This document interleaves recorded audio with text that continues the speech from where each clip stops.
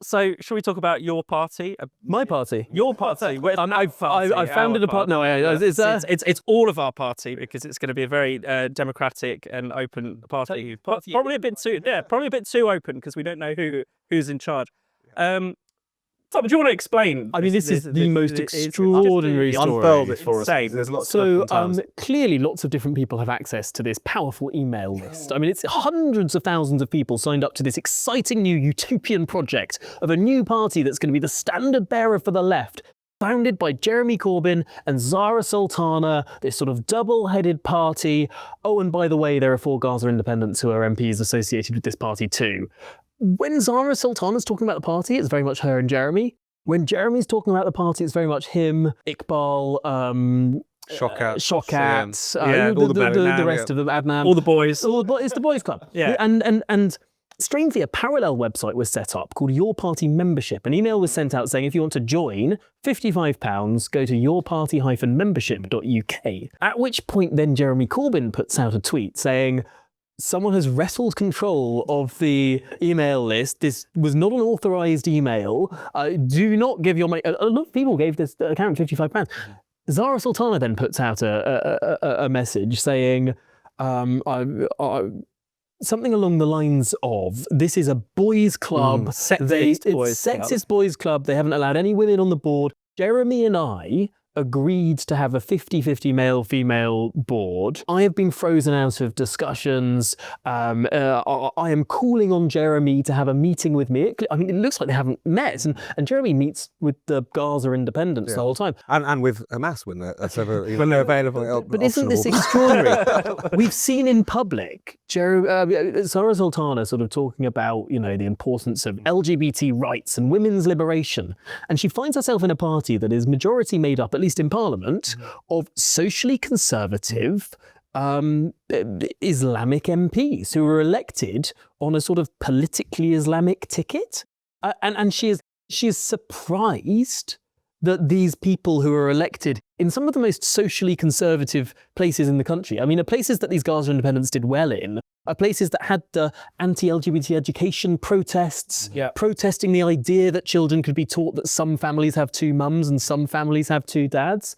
I mean, these are the areas that are voting for these Gaza independents. The only thing that links the Gaza independents to the sort of libertarian left, if we can call that Zarah Sultana's politics, is the issue of Gaza. And they're starting to find, sooner than I think anyone had predicted, the fact that actually this Gaza coalition, the Gays for Gaza or whatever it is, I mean, it's a one-way street. There is no love the other direction. Yeah, absolutely. And it's extraordinary because this is not even the first sort of public spat you had with your party. Even when it launched, Jeremy Corbyn said he wasn't aware that the party had been launched.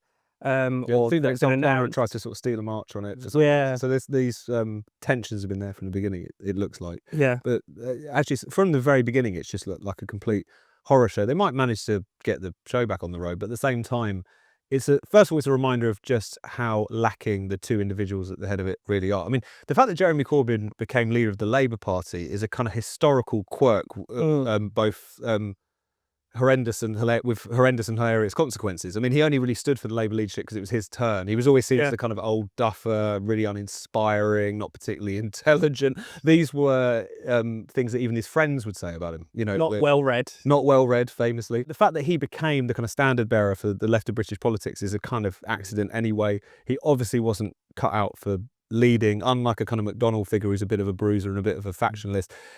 He just wanted everyone to kind of get along, and that was part of his undoing.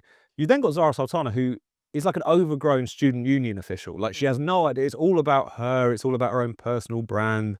There's a kind of purity aspect to her politics. And it's not to say there are obviously huge disagreements within the party, but the way in which that's played out on some of these cultural issues has been very interesting.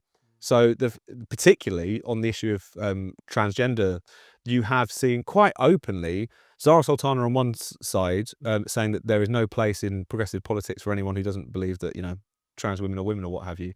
You've got Adnan Hussein doing meetings in Blackburn with Jeremy Corbyn, who has openly talked about the fact that he's not willing to go along with that, and surely there should be space in the left for socially conservative people, and so on and so forth. So it's the depressing thing about it, aside from the kind of blow-ups in your party at the moment, but I worry that anti-Israel bigotry is so intense amongst these people that glue will hold for many of them. Like, aside from the kind of, Zarah Sultana might march off in one direction or whatever, but for the moment that is so powerful, depressingly so, that it will keep the show on the road, not just with your party, but with the Greens who are going down a very That's the important road. point. And I think this is something that Owen Jones tweeted moments after Zarah Sultana.